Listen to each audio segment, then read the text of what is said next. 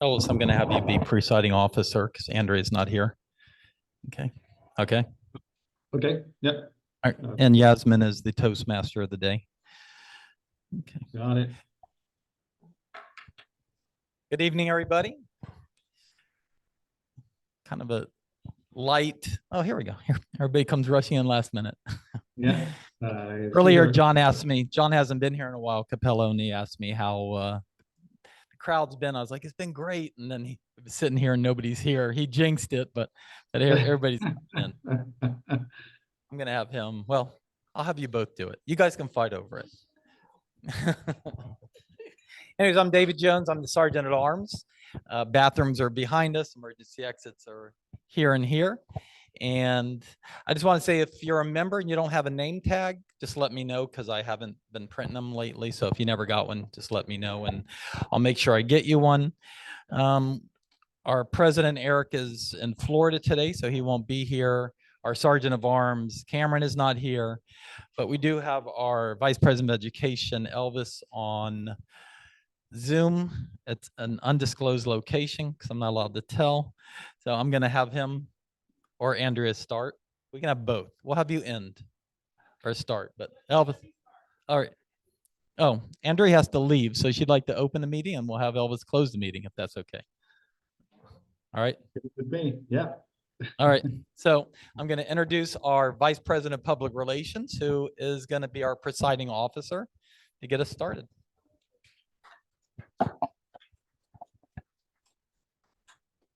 Thank you. Here.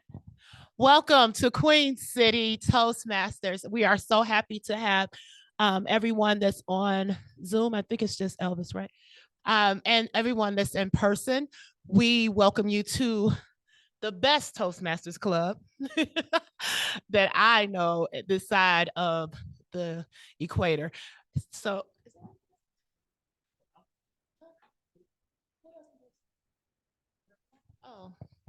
I have nothing to say today. I'm tired. But no, today you're going to, if you're a visitor and this is your first, how many first-time visitors we have today? 3, 4. Okay. Well, welcome. We hope that you get something out of today. We always say you get what you put in it. As one of our wonderful Toastmasters is sitting here today, always John Falcoello says you got to put your reps in. So today you get to put your reps in. We'll give you an opportunity to speak. You have table topics, you can speak up.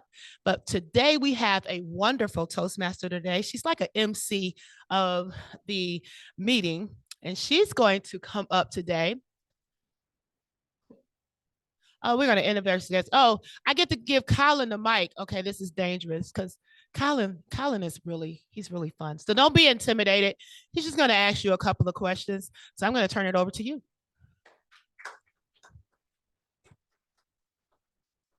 And forgive me, I haven't done this in a while. Thank you, Andrea. Good evening, Queen City. When I say queen, you say city. Queen! City. Queen! City. Come on, let's warm up those vocal cords here. We've got that loud HVAC in the back. This is not a very sexy room for speaking. The acoustics are crap, so let's put some muscle into it now. Queen! City. Queen! City. All right. That was still pretty mid, but we'll take it.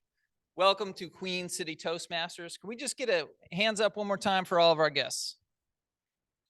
All right, I see some familiar faces back there. I see some new faces in the house. It's great to have guests out.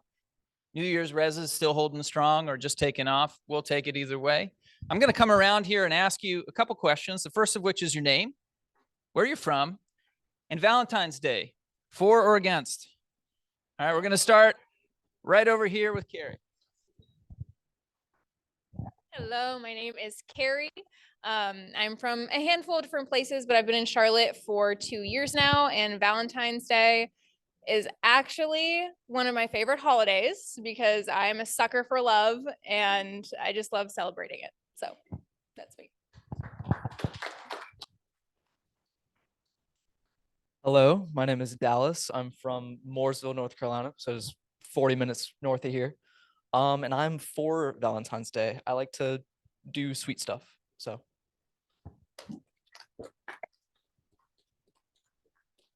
I should mention for the benefit of our guests here that this microphone doesn't actually transmit sound through the speakers. It's actually so our friend Elvis online can hear us. And then also we publish each meeting's recording to YouTube after the meeting. It's usually up within about an hour or so.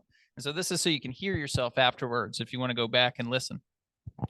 So you rose your hand earlier, Greg, when you said this was your first time at Toastmasters, but you told me while you were checking in that you were a one-time Toastmaster in high school. So we'll call you Toastmasters alumni who's looking to get back into it. How you doing? I'm Greg. I'm originally from Philadelphia, so I did lie a little earlier. This is not my first time, and I am indifferent about Valentine's Day. I've had some bad experiences, but I do love to celebrate. So. And one more question for you, Greg. Any good cheesesteaks in the Charlotte area? Cheats. Cheats. Heard a rumor it's overpriced. Your thoughts? It's overpriced. All right, but is it worth it? Yeah, I guess both can't be true. Both can't be true, right? All right. But it's what we got. It's the best we got. Yes. All right. Fair enough. You heard it from here. Hey everyone, my name is Ben Cochran. I'm originally from Ohio, been in Charlotte for almost 5 years now. And I enjoy Valentine's Day because I have a sweet tooth. And so all the candy at the front of the grocery store, I'm a sucker for that for sure. Awesome. Thank you very much. Got a special guest back in the house tonight, none other than the excellent, handsome husband of Dana Robinson, one of our stellar members. Hello, I'm Wiley Robinson, and I'm with Dana, and I'm okay with Valentine's Day. There was an unfortunate event in 8th grade, but I'm moving past that now, and she's helped a lot. So, thank you. Thank you. Hey everybody, I am Nick Schooley. I'm also from Ohio originally. Just moved down here about 8 months ago. I'm indifferent about Valentine's Day. Thank you very much. We had a few more guests come in as we were doing our round of intros. So what I'm asking our guests, for the folks who just joined us, is what's your name, where are you from, and are you for or against Valentine's Day? Good evening. My name is Harry Marker. I'm from Wilmington, Delaware. I've been in Charlotte for about 1.5 years now, and I am absolutely for Valentine's Day. Absolutely. Yeah, particularly the end of the night part of it. Thank you. Fair enough. Fair enough. All right, going to ambush some of our other guests who are just walking in right now. This is a familiar face right here. He's a company man. He's got the logo over his heart and on his head. Hey, I'm Tavares, and I'm here again. Thank y'all for having me, as always. And my wife would say, when it comes to Valentine's Day, if I'm waiting for one day to really do something nice for her, we got a problem, right? So in this case, it's kind of up and down for me with Valentine's Day. If I don't do something, it's a problem. If I do something, it's like, you could be doing this all year long. All right, so. Well said. Well said. Oh my goodness, we had a member join since I was last here. Is this your first meeting as a card carrying member? It's your second? Well, we're gonna have you introduce yourself anyway. Hello, good evening, everyone. My name is Janelle Bocus. This is my 3rd meeting, but 2nd as a member. Anything else? Originally from Brooklyn, New York. I've been out here since 2011. City's growing on me. Skyline has reminded me of the city, New York City, and I'm happy to be here again. For or against Valentine's Day? I'm with his wife. Valentine's Day should be every day. It shouldn't just be that one day after the year. But it is nice to feel special on that one day. Extra special, rather. So go above and beyond. Buy some flowers. I have a lot of flowers in my truck. I just came from Trader Joe's. They have pretty good selection still. So yeah. Yeah, awesome. Thank you very much, Janelle. Let's give it up for our guests one more time. First step is the hardest step, folks. So thank you for coming out tonight. Hope you like what you see. Hope you'll stick with us. Let's have a great meeting. Awesome. Thank you, Toastmaster Colin, for just doing the introduction today. And I'm going to just say Valentine's Day is one of those days like your birthday. You want someone to remember you on that day. not necessarily only on that day, but you want them to remember you on that special day.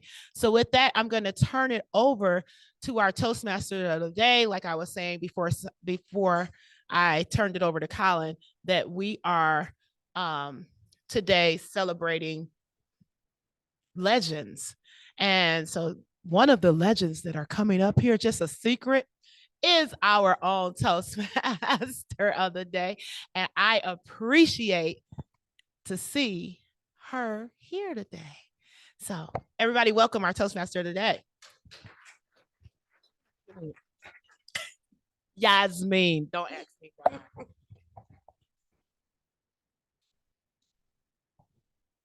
Good evening, fellow Toastmasters and honored guests.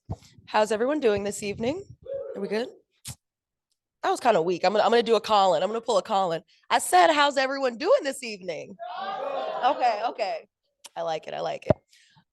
As Andrea said, my name's Yazmeen and I'm gonna be the Toastmaster this evening. So this past Sunday, we all witnessed history. Screaming fans, unmatched energy, the lights, true technical prowess of a legendary magnitude. You guys know what I'm talking about. The Usher halftime show. I think there was some football in there too, but we're not really concerned about that right now. We're talking about Usher. And the reason that I call this speech Timeless Legends is because for anyone in the room like myself who's a younger millennial or Gen Z, we don't know a world without Usher. And he's been around. When he dropped his first album, I was 4. So some of us weren't even born when he dropped his first album. And here he is in 2023 doing the Super Bowl halftime show without a shirt on. Like, come on, that's pretty impressive. Like, let's be serious. So we're gonna kind of get into that and what makes certain artists truly just stand the test of time and continue their careers and not honestly just flop after a while. But before we get into that, I'm going to welcome up our inspirational speaker of the day, again, Toastmaster Colin.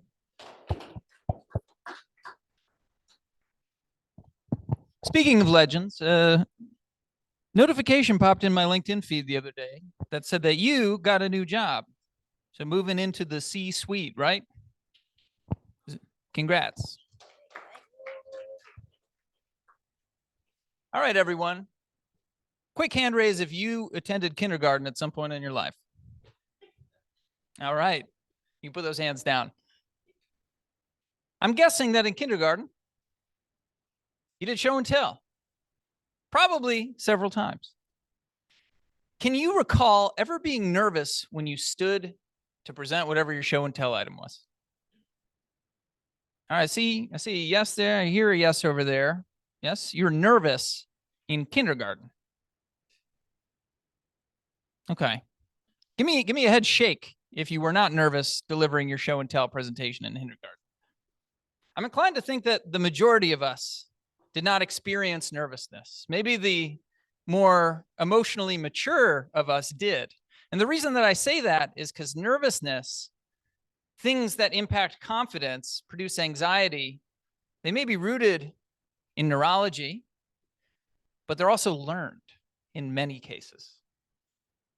One of the things that I hear quite a bit as the vice president of membership at Queen City Toastmasters from our guests is, I've come here to become a better speaker. I suck at public speaking and I want to get better at it.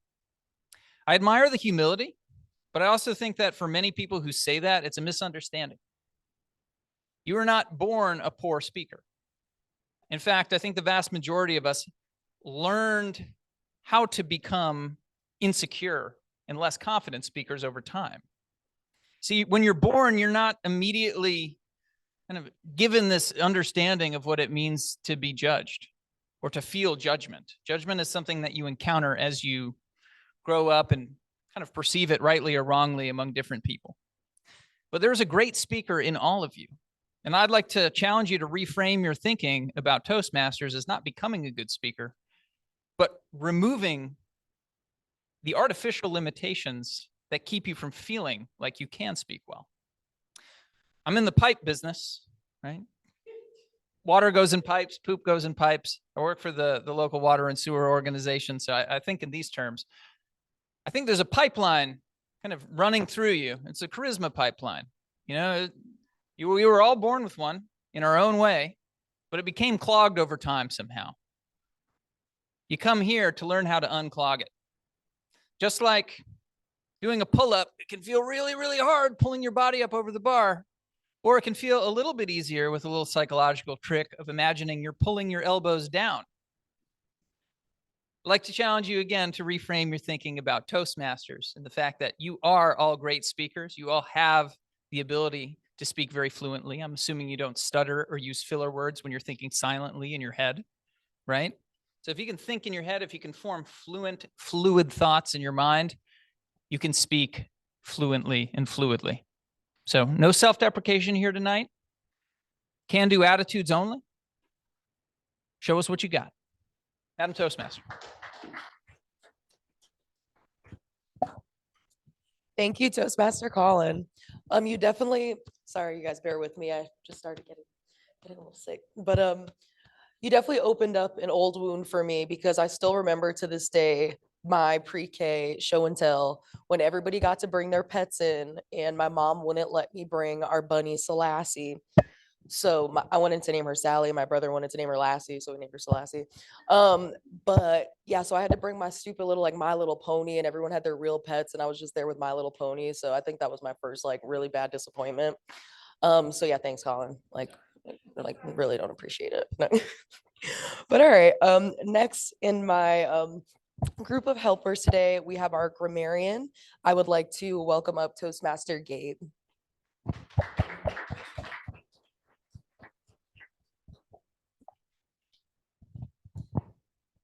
Thank you, Toastmaster Yazmeen. All right, guys. My role today is as the grammarian.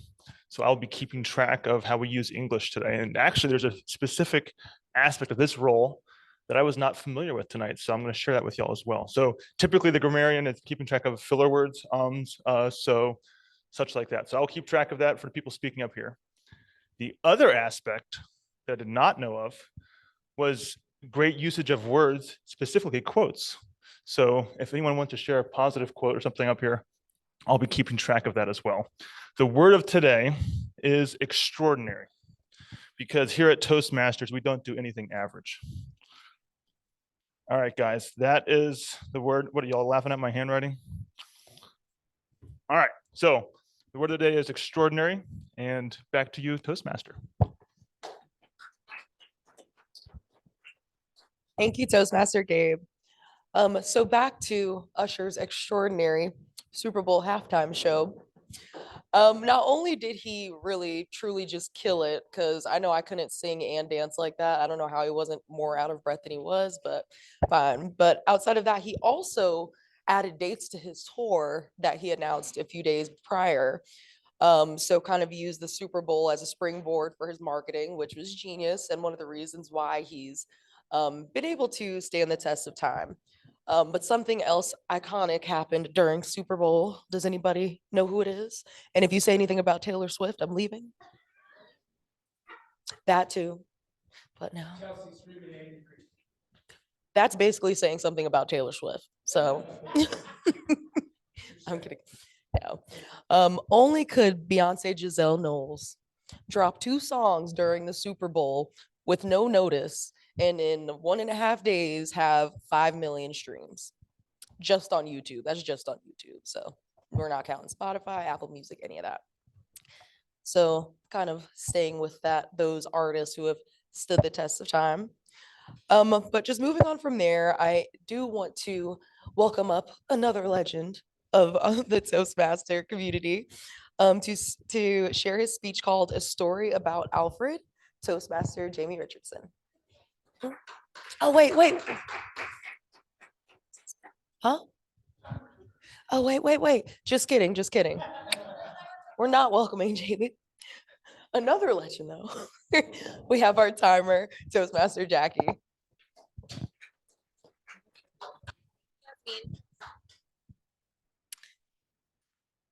Sure, I have to tell this quick story. So my parents were both DJs. That's how they met. And our family album growing up was Confessions by Usher for some reason. So we were all very excited about Usher. That explains my family. They're a little crazy, but we love them. Anyways, big fan. And he did an extraordinary job. Okay, so I am the timer tonight. And what that means is I will clearly be timing all of your speeches, anyone who comes up here. And when you see this, that means that you have hit your mark, you did it. You definitely want to try to hit this before you leave the stage. And if you continue on with your speech, this obviously means let's start to wrap it up. And then if you continue after that, I'm going to give you the red sign, which means please stop so we can enjoy dinner at a reasonable time tonight. I get hangry. So yeah, that's it. Thank you. Thank you. Sorry, I'm all the things.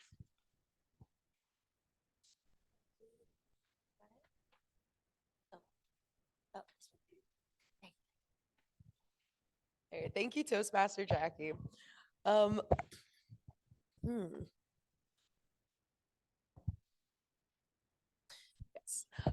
Yes. So as I was saying before, next up, we have our first prepared speech of the evening, a story about Alfred that will be delivered by Toastmaster Jamie Richardson.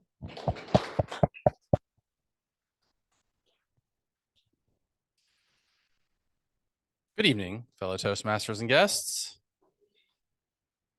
Tonight, I'm going to tell you a story about a man whose name you know well, but whose story you may not know at all.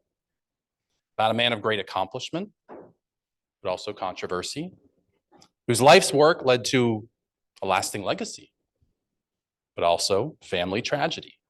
In other words, it's a story of contradictions that deserves to be told. The story starts with a boy named Alfred, who in the year he is born, sees his father depart, bankrupt, and disgraced, leaving behind an impoverished family. It's a very difficult time. Only Alfred and 3 of his 7 siblings even survive childhood.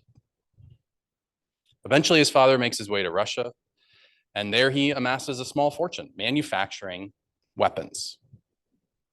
He asks for his family to join him. And as Alfred grows older, his father ships him off to boarding schools across Europe and the United States. And he excels. He's bright with an aptitude for science and languages.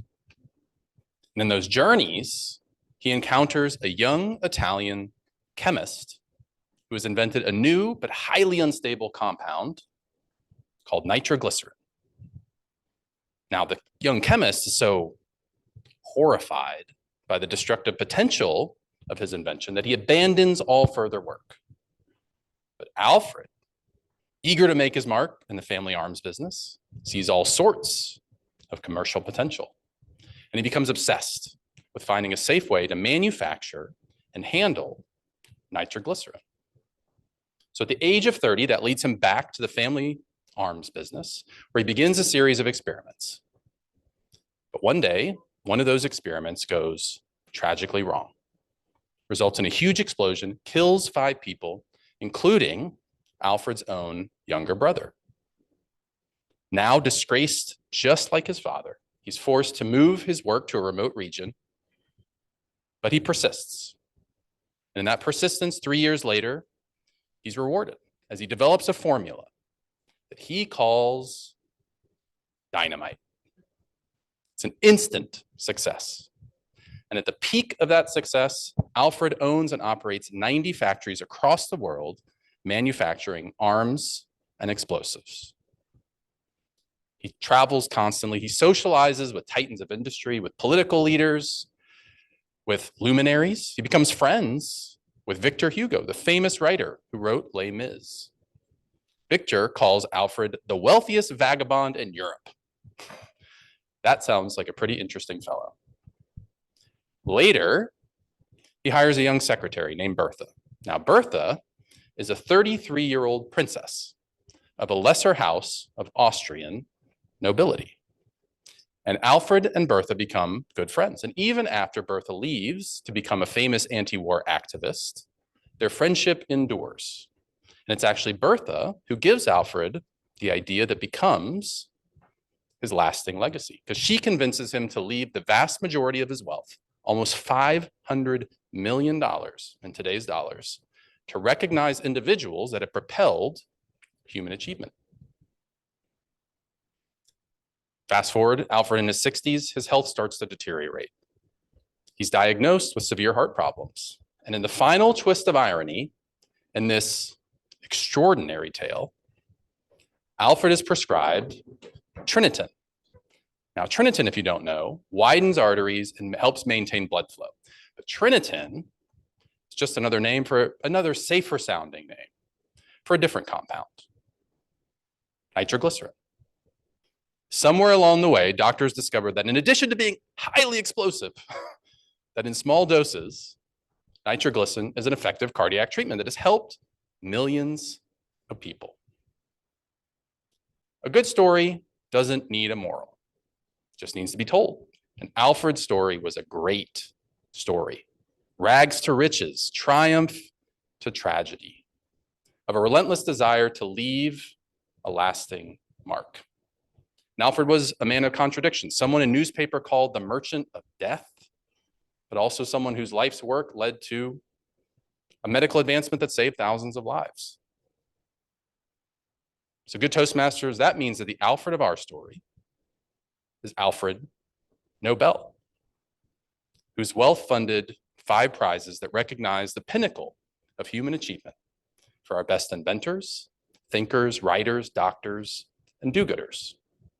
And the very first Nobel Peace Prize, awarded after Alfred's death, went to his good friend Bertha. And I have to imagine that even at the end of his life, he must have found it rather amusing that the final legacy of the Merchant of Death is one of peace. Thank you, Madam Toastmaster.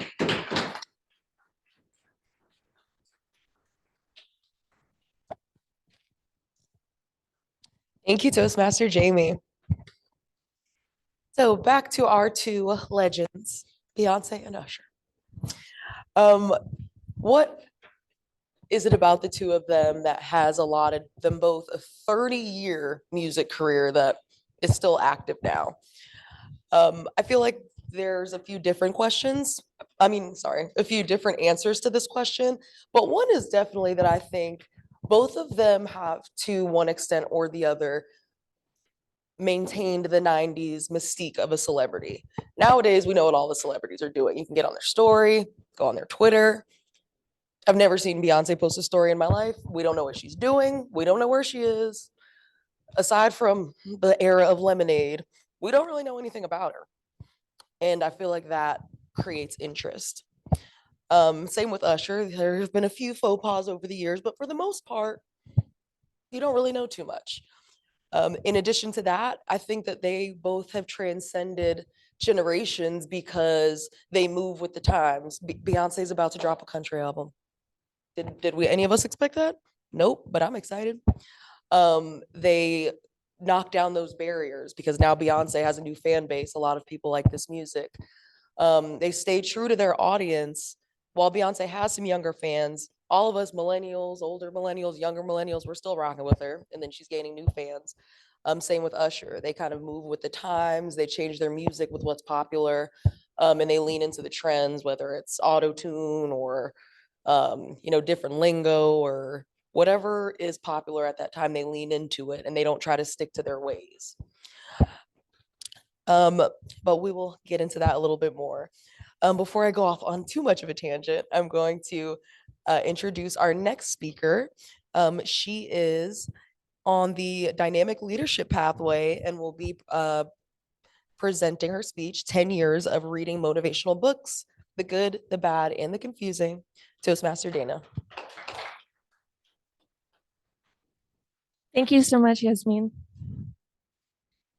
As Yazmeen said, I have spent 10 years reading motivational books, everything from how to be happier to how to get ahead at work to how to invest.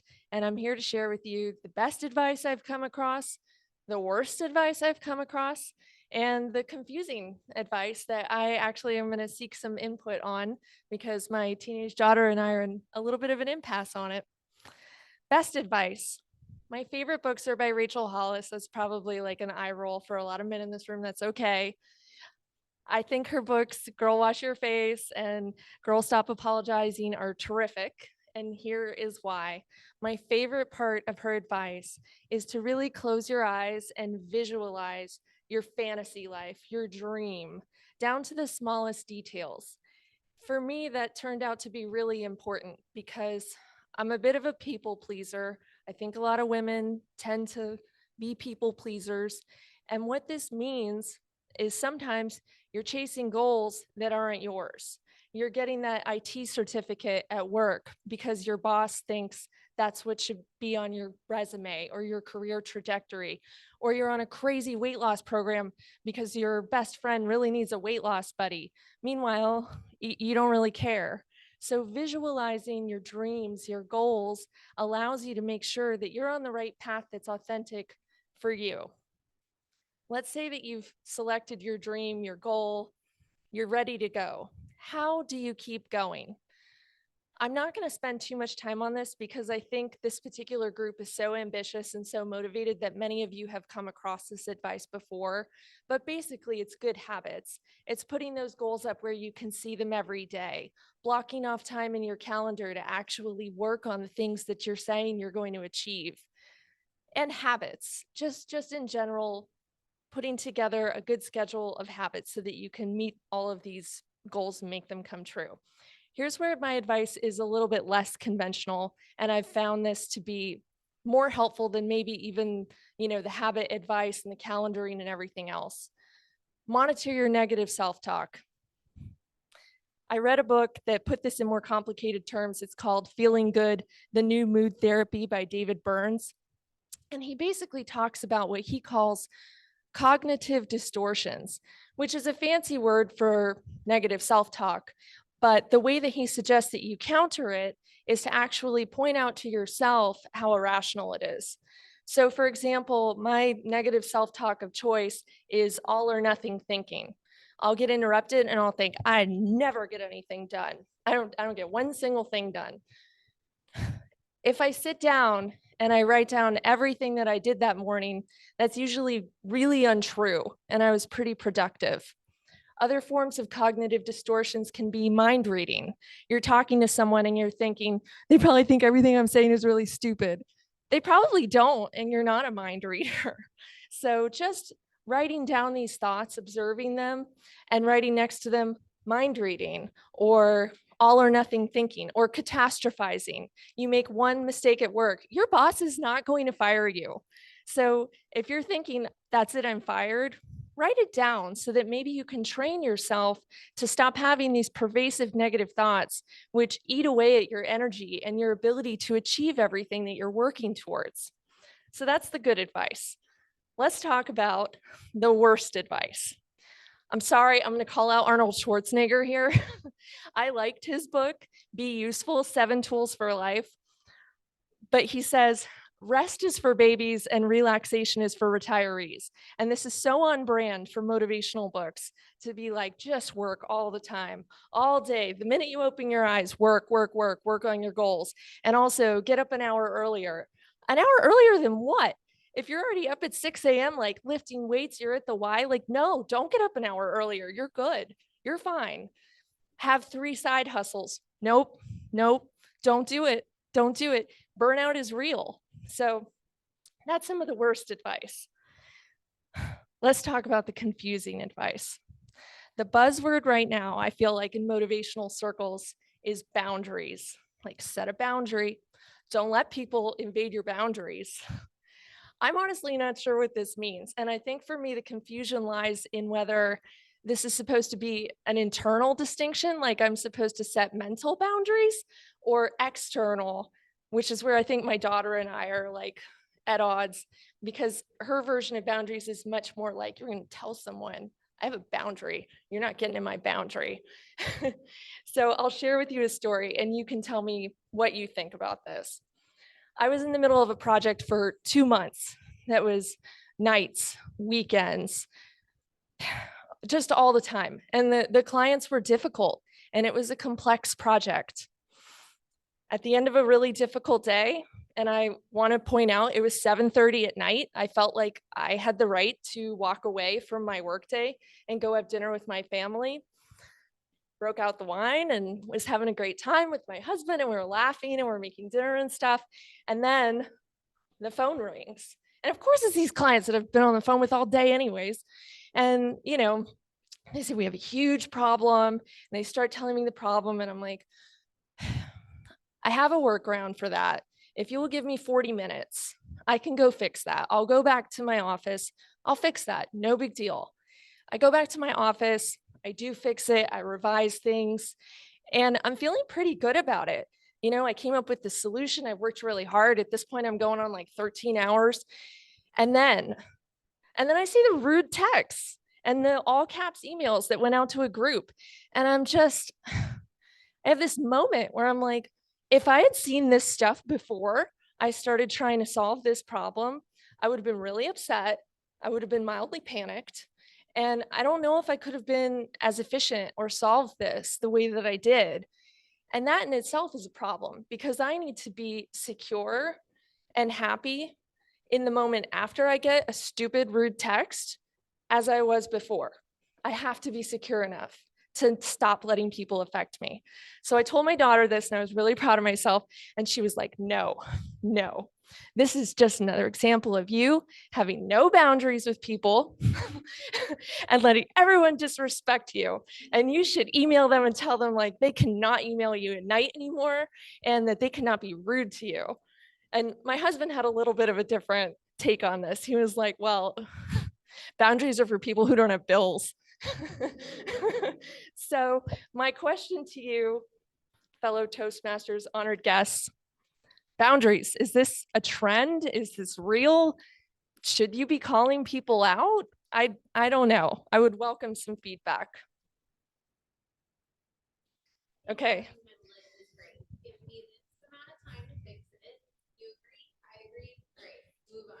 Okay, perfect. And would you have called them out on the rude text, said like, hey, I didn't appreciate that? Or you think it's just business and we just take our lumps? Okay, interesting. Yazmeen. Yeah.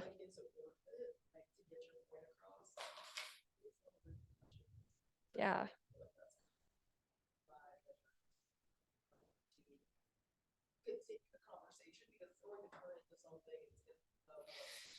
Yeah. That's really interesting. Okay, I have some more people. Can I take this away from my time? Okay. Yes.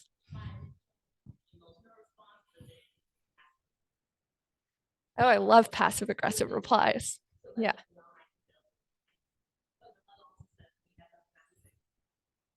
Okay. Yeah, that's true. Rodney.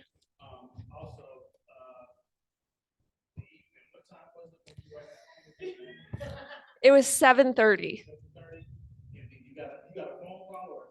I got a phone call because I didn't respond to the text.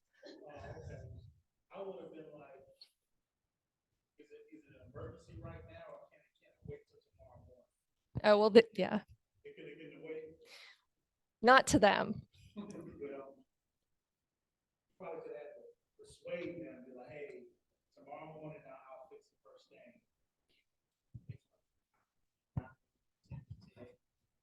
I don't know what time you work, so you gotta get your day started, check the calendar, check your email, and then block off a time where you can look at the time solve the problem, and follow up.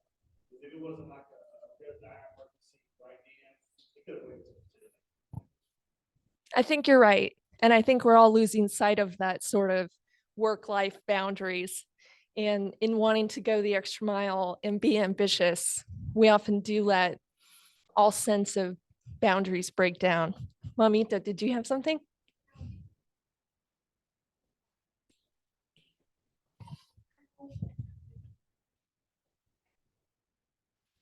I like it. I like it. Well, this segues nicely into my conclusion, which is As we are all on our journey to better ourselves, to reach our goals, we're going to get a lot of advice here, which is one of my favorite places to get advice from friends and from books. Use what works for you, disregard what doesn't, and ask for help when you get confused and lost. Thank you.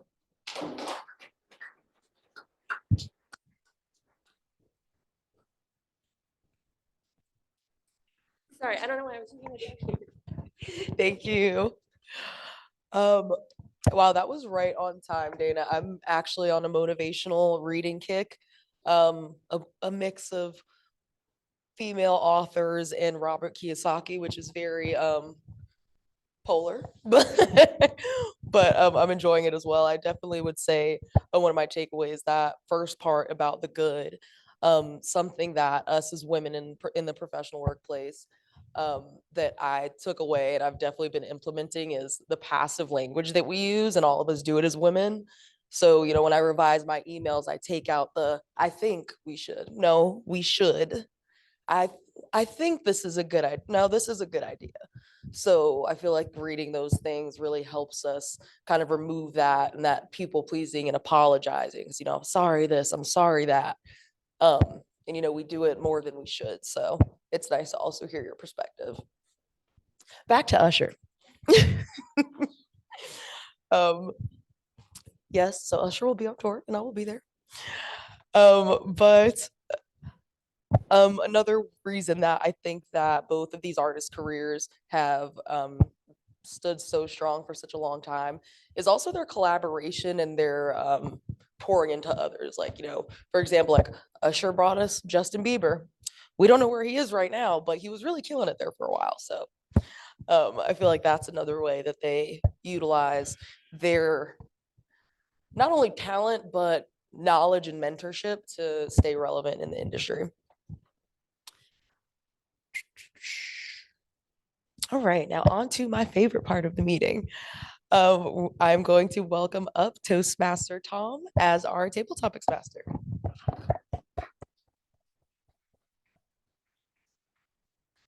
Thank you. Good evening, everybody. A timeless tradition here at Toastmasters. Yeah, the table topics section. This is an opportunity for our guests or just people who don't have a role tonight to come up and speak extemporaneously about a random topic or question that I give you. So I'm going to do 4 of these tonight because I wrote 4 questions. So who would like to go first? Harry, come on up. Okay. How do you personally define the concept of timelessness? First of all, thank you everybody for having me out tonight. I'm very grateful to be here. T, thank you for bringing me. I couldn't have done it better myself. And extemporaneously is an absolutely extraordinary word. The concept of timelessness for me is extremely difficult to try to convey to anybody because of the fact that I think that the concept of time is fake. Thank you. All right. Extraordinary answer. Thank you. Extraordinarily short. I appreciate it. Who would like to go next? Oh, Mamita. Wait, we can bring the guest up.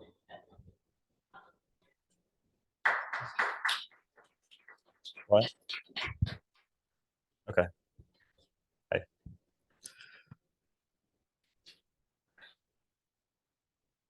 Okay. Timelessness is a concept that exists only in our minds because in reality, time is always moving forward. But if you had the ability to stop time to do one thing, a timeless activity, if you will, what would that be and why?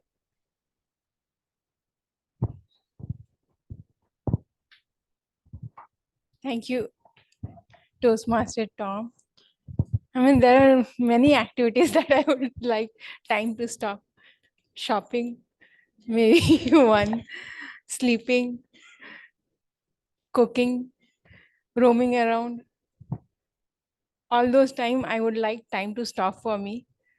Sometimes work also. No, not work, not work. Work is fun, but yeah, weekend just goes like this. So I would like time to stop at on weekends. That Monday should come after 2 days, not on Monday. Maybe on Wednesday, Monday is acceptable. So I would like time to stop on Friday and then start on Wednesday. Thank you, Toastmaster.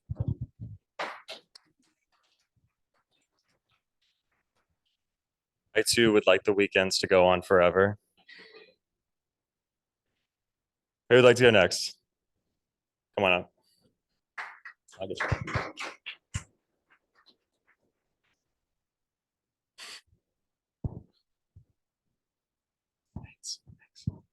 Welcome, Janelle.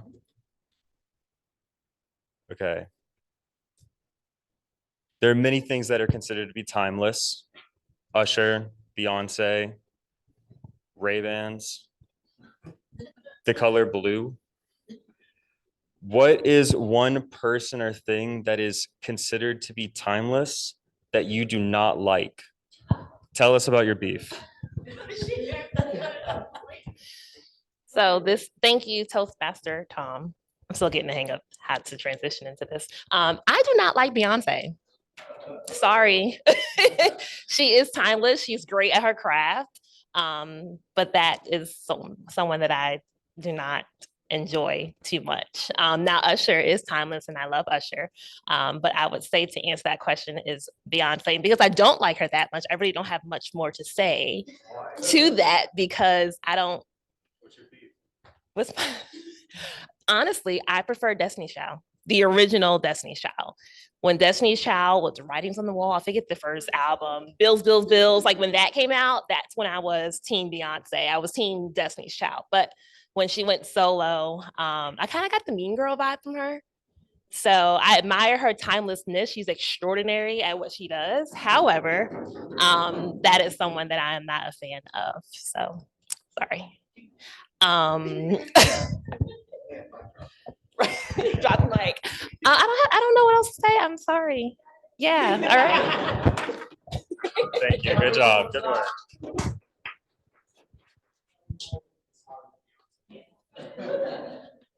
I respect that. I respect it. I'm not going to voice my opinions on Beyonce, but she is timeless. Who would like to go next? Let me get Rockney. Rockney, come on up.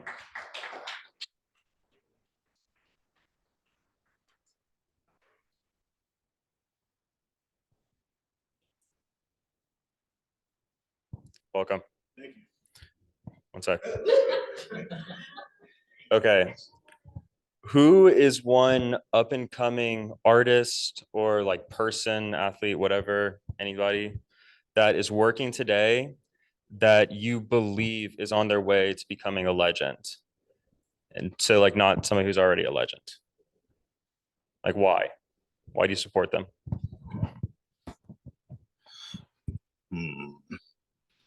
Let me think on this one.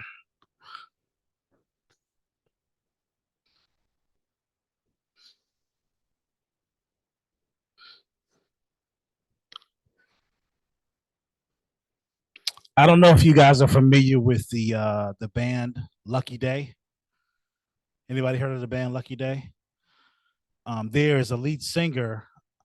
I'm not aware of his name, but I can see his face. But he's very good at what he does. His craft, his posture, his poise, his stage presence. He's very good live because I've seen him on live before and on Vivo. And also, how he projects his voice and how he, commands the crowd. He's an individual that is going to be in the future going to be great. And he's working towards that now. He's not a legend now. We all know that. I don't think he's won any awards, but in the near future, he'll get there. I can see him being the next Usher. So, or maybe one of the kings of R&B or in that realm. So, anybody know who I'm talking about? Okay. Yeah, if you look up the group Lucky Day, he's a lead singer. He's got like twisty dreads or whatever, but he does really good at what he does. So that's it. Great answer. Thank you so much, Rockney. All right, that was 4 questions. We're ending table topics. I'm turning it back over to Yazmeen. Thank you, everybody. Thank you, Toastmaster Tom. Those were some good questions. Thank you. I feel like the one characteristic of these artists and so many other greats, there are so many artists who have transcended time and, you know, whether they're still here or not, have left imprints on our culture and our lives more than we can measure. But I feel like the one thing that we don't hear enough is the work ethic. I feel like a lot of times we see artists, we're like, oh, they're so great. Like, why aren't they more famous, or what happened to them? And one thing that I do know about both of those artists is they work their off, both of them. So I do think that's a big thing nowadays. You know, Beyonce pops up and then she's gone. But if you remember Beyonce in like 2003, 2004, she was on every talk show. She was in movies. She was doing everything. Anywhere you look, she was in commercials. She did everything. Now she doesn't have to do that, but she didn't just get here from no reason. And honestly, I hated Renaissance. So I don't love Beyonce. I like Beyonce a lot, but you can't knock her. Like she kills it. So yeah, like she put her skin, like she has skin in the game. That's really what it is. Oh, sorry. Right.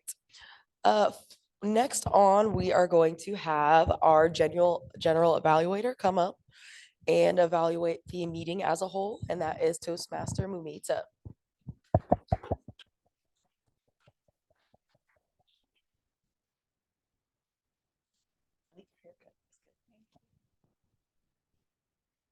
Good evening, Toastmaster. So I'm the general evaluator for today's session, and I would like to invite the first speech evaluator, Toastmaster David Jones, who needs no introduction. He's a famous person in our. Thank you, Mamita. Appreciate it. Good evening, fellow Toastmasters and guests, and thank you, Jamie, for a story about Alfred. Now, you started your speech by telling us what you were going to tell us, and that was a story about Alfred. And now to the basics, you used the stage appropriately. Sometimes we use it too much, sometimes we use it too little, but you used it just right. You had good body language, hand gestures, and vocal variety. Now, you designed a very good story. You're a good storyteller. You told us his life from as a child to his death in just over 5 minutes. We received the understanding of the importance of his life towards society. Personally, I didn't know who he was. Alfred Nobel, I didn't really know where you were going with it, but from dynamite to nitroglycerin to the Nobel Peace Prize, it was an interesting story that I had never really heard before. Now, the only area for room for improvement, and I'm kind of twisted on it because when you came up here, you were still kind of putting your papers down as you started greeting the club. You're like just kind of fiddling around as you were talking to us. Now, as a Toastmaster, it kind of caught my attention, but it also seemed to be a bit of confidence, or like the professor who just comes in and he starts talking and wasn't really flustered about everything. So I don't know. I thought it just caught my attention. I don't know if it's a good or a bad thing. And finally, I liked how you wrapped up your story by saying that not all stories need a moral message. They just need to be told. And when it came to Alfred, the merchant of death, he becomes an extraordinary person who, thank you. Yeah, I actually wrote it in there. Person who created peace through the Nobel Peace Prize. So I appreciate the story, just learning from you, but also it was a great storytelling event. So Back to you, Madam General Evaluator. Thank you, Mamiya. Thanks, David, for the evaluation. I would like to invite our second evaluator, speech evaluator, John Capello, and he has a great stage presence. His voice modulation is amazing, and I would like to invite him over here.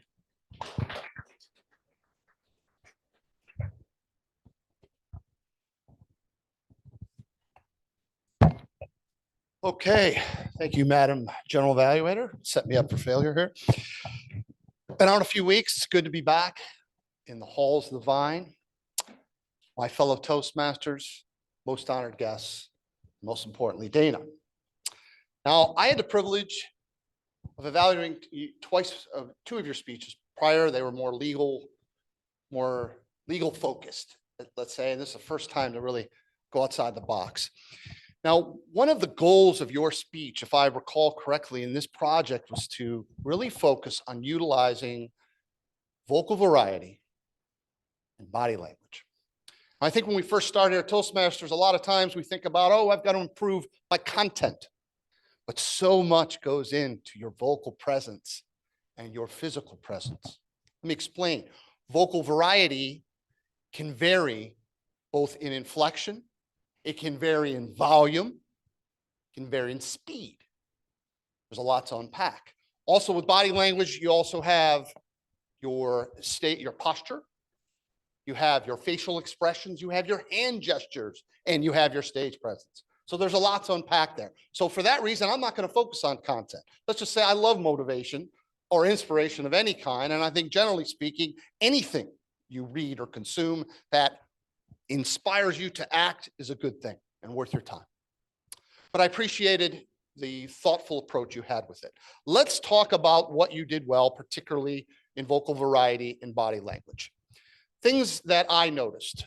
You talked and you accentuated, put those inflections on things like the good, the worst, the confusing. Those are things that really help identify and delineate the three things you're going to cover. Also things that I liked. You had a very good posture. You always have that very professional. So it just exudes confidence, and I think that is something to highlight. Other things.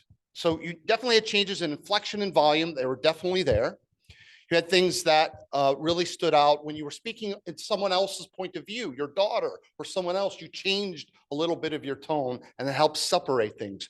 I think that's also very good to use and good vocal variety. Other things, I think you accentuated certain points. Nope, don't do it. I never can get around to that. Whatever it was, those really help put it with those little additional inflections. Body language, we talked about posture. Here's something I want to call out. When you use hand gestures, they must be congruent. You can't say rising profits or decreasing expenses, but you did that when you were specifically describing the happy times you were having with your husband and drinking wine. You had this big smile on your face. And then when you talked about that annoying, rude text, kind of a frown came upon your face. That congruency is essential. So I wanted to call that out in particular. And then also with hand gestures, when you call on someone, it's always better to do so with an open hand. They say if you do so with a closed hand, you're telling someone being a little too forceful. Other than that, I would, in terms of suggestions, I would just say you could accentuate your volume, lower it down if you want to pull, draw people in. Consider about changing your speed a little bit. You had good vocal variety, but your speed was a little more constant. So try to change that up. And then finally, just utilize the stage a little bit more. You have good posture, but I think if you work the room, you did so a little more with the questions. But I think overall, it was a good speech and you utilized vocal variety and body language quite well. Madam General Evaluator. Thank you, John. Dana, this was one of the speech that I've enjoyed a lot. Thanks for the speech. Okay, I'll be evaluating the meeting as a whole, and the meeting went well. It started on time. The seating arrangement looks good to me. I was sitting at the end, but I was able to hear almost everyone. And there was little disturbance over there, but I don't think any one of us was bothered. We were focused over here only. And I love the theme which was taken up today. I'll go and check. I'm not aware of Usher and Beyonce, but I'll go and check about it. And I would like to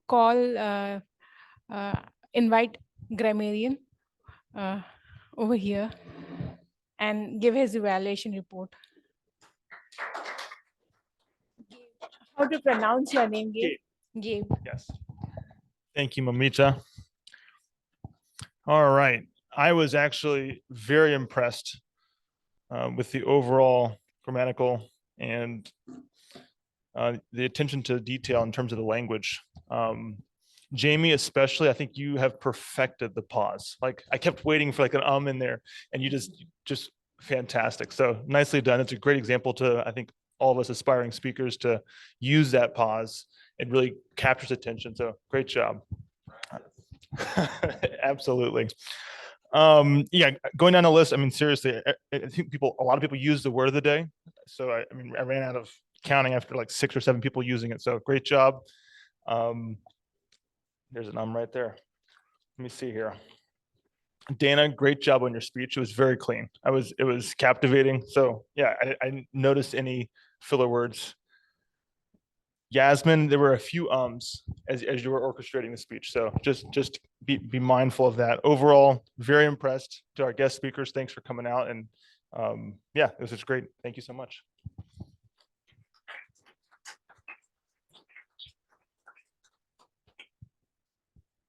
Thank you, Gabe. I forgot to call the timer, and I would like to call the timer of today's session, Jackie. And thank you, Momita. You've been forgotten a lot today, unfortunately. What did you say? I know. All right. Jamie, 5 minutes and 7 seconds. Dana, I loved your speech. It was at 10 minutes, 37 seconds, but I needed that feedback. I love good office banter, hearing all the stories. Interesting. Barry, 31 seconds. Momita, 47 seconds. Janelle, 1 minute and 2 seconds. Got that extra push in. Rodney, 1 minute, 33 seconds. David, 1 minute, 49 seconds. I really wish you would have hit the green, David. I was disappointed. John, 3 minutes and 40 seconds. Thank you, guys.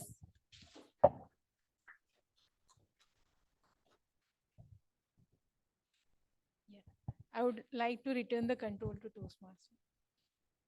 Thank you.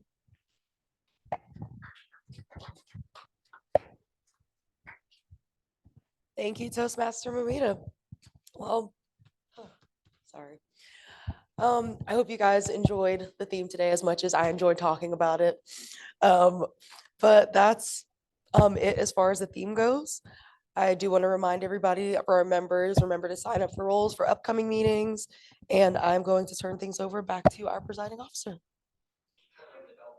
To Elvis. I'll turn it over to Elvis. Thank you. Thank you so much, Toastmaster Yazmeen. And I would like to ask for another round of applause to our Toastmaster of the Day for an extraordinary job today. And I see first timers such as Mamita doing the general evaluator. We learned about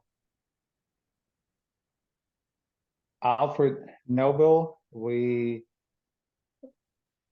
had some advices, good, bad, and confusion. And we learned about legends tonight. So I hope you have all enjoyed our meeting tonight. And I would like to turn it over back to our VP of membership, Mr. Colling, to get the final impressions from our guests tonight.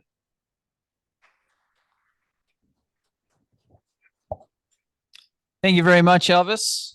Lovely setting that you look like you're in tonight. We're going to go around to our guests here. I've got a couple extra questions for our guests who weren't able to speak during the meeting. We're going to start right here. Let's fast forward to 2069. You're in the old folks' home. You're vibing out. It's cocktail hour. What music is going to come on that really gets the people pumped? I think I would have to go with some Van Halen. Yeah. Why? Just a band I've always liked. Me and my dad always loved listening to them. All right, so they're going to stand the test of time. Yeah, one of the greats, timeless. Awesome. Awesome. Thank you very much. And what were your thoughts about tonight's meeting? First time out. Great meeting. Looking forward to coming back. All right. Would love to have you back. Thank you very much. Mr. Robinson, how'd you feel about tonight's meeting, sir? I thought it was great. Had a great time. Awesome. Awesome. And what is a timeless meal that you think generations to come will still be eating that you can buy at a restaurant today? I would say that a good steak and a martini and some cream spinach. All right. Man knows what he wants. Thank you very much, sir. All right. Gotta think here. Gotta think. Buy me a second. Tell me what you thought about the meeting. It was a good meeting. I really liked the structure and like how it's set up to give a lot of people a chance to speak. Even those who haven't gotten up still get to speak, like me. Awesome.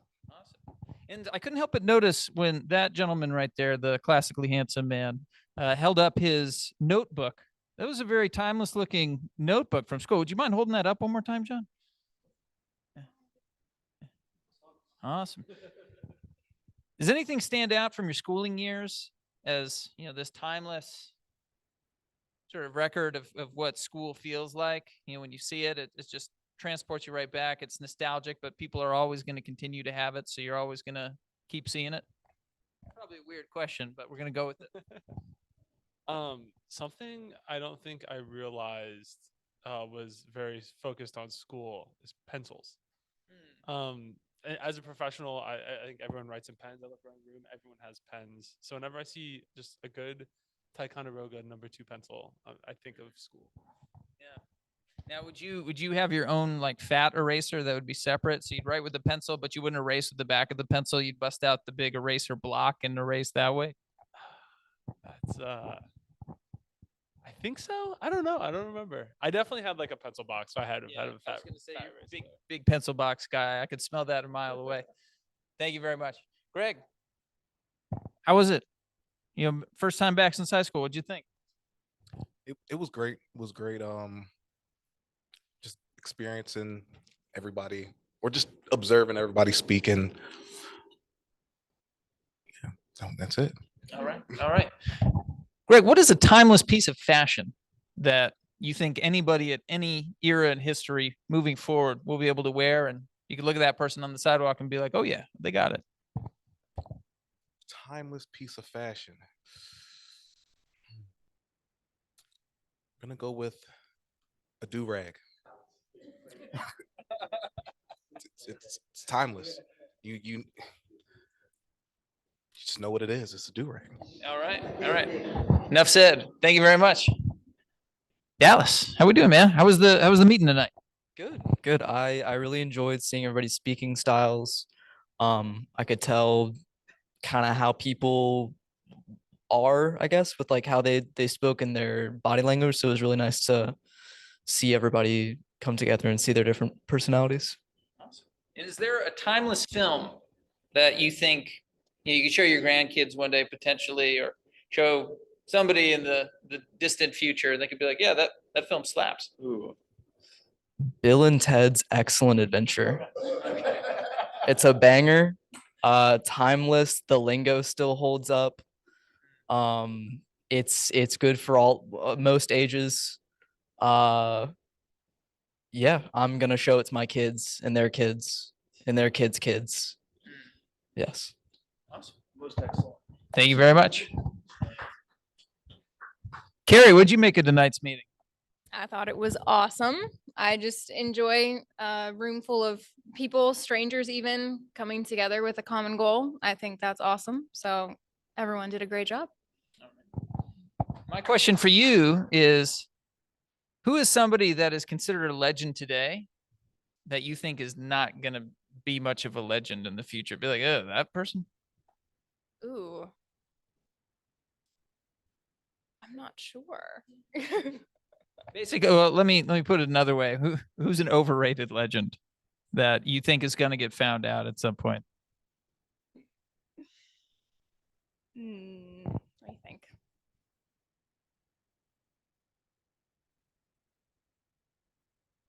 I'm drawing a blank. I don't know. I can't think of anyone. Does anyone else have a good answer? Underrated legend. What's that? Who's an underrated legend? That's Underrated legend. Become more of a legend in the future. TikTokers. This really doesn't count because he's definitely a legend. He's like above and beyond a legend. But the only person coming to mind when I think about legend is John Mayer, because let's be honest, he is like everyone loves him for multiple reasons. So didn't really answer your question. But. No. That's good. That's good. Thank you very much. Didn't mean to put you on the spot. I know it was a tough one.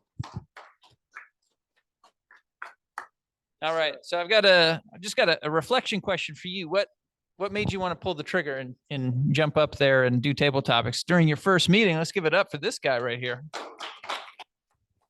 That is an extraordinary question, sir. Thank you for asking it. I have a lot of goals in life. I really didn't know what to expect coming out here tonight whatsoever. What you said initially about our self-judgment and defeatist attitudes that we carry. What better way to overcome that than jumping in the deep end? Right? So that pretty much sums that up. Hopefully that answers that question for you. Awesome. Thank you very much. And being the ambitious man that you are, you can be honest with us. Won't hurt my feelings, might hurt his, but we can hold him back. But does this seem like the sort of environment where you can chase down some of those goals of yours? Absolutely. There's so many people in here that are so concise with the way that they communicate, and you can tell that they have spent a decent amount of time becoming that way. That is so powerful. I will 100% be back here. Staring into my soul. Thank you very much, sir.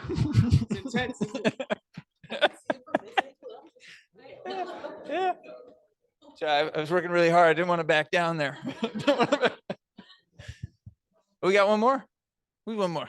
Oh, I'm sorry, man. I'm sorry, Tavares. All right. Let me think of a question for you, sir. Let me think of a question for you. All right.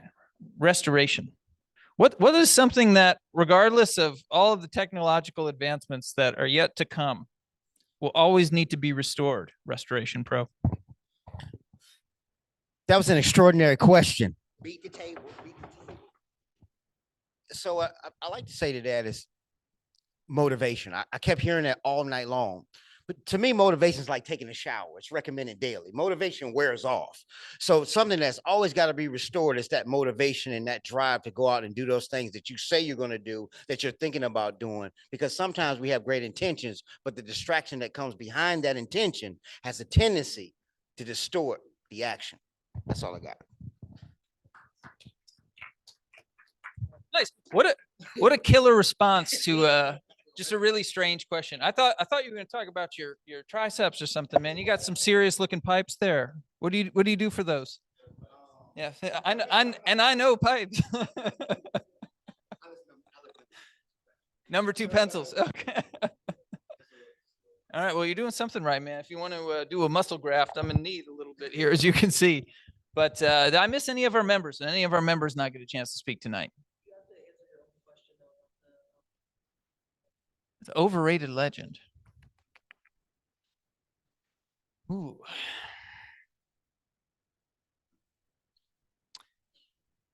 I don't really know. I need to think about this. Barry Manilow. Barry Manilow is overrated.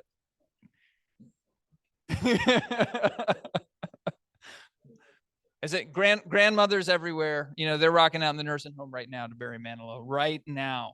Nursing homes everywhere.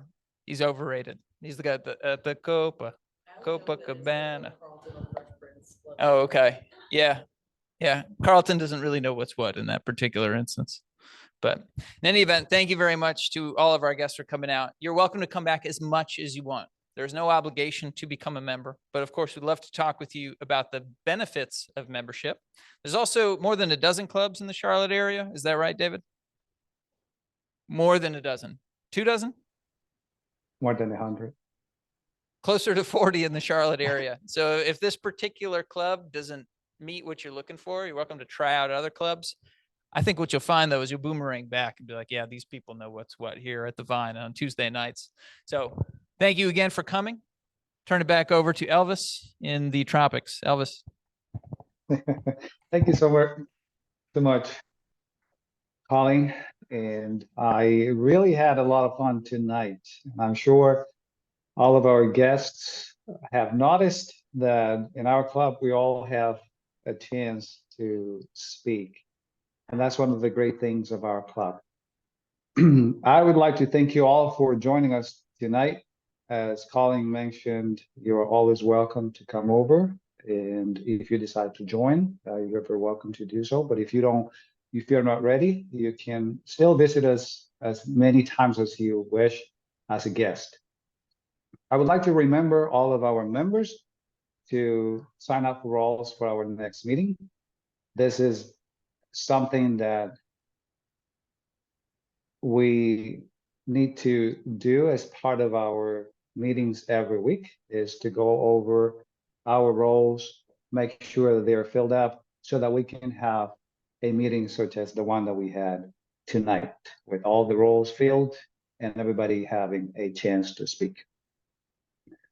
We have some activities also planned in the coming months. We will be celebrating our 100th anniversary of Toastmasters, and also our club is going to be celebrating our 70th anniversary also in the coming months.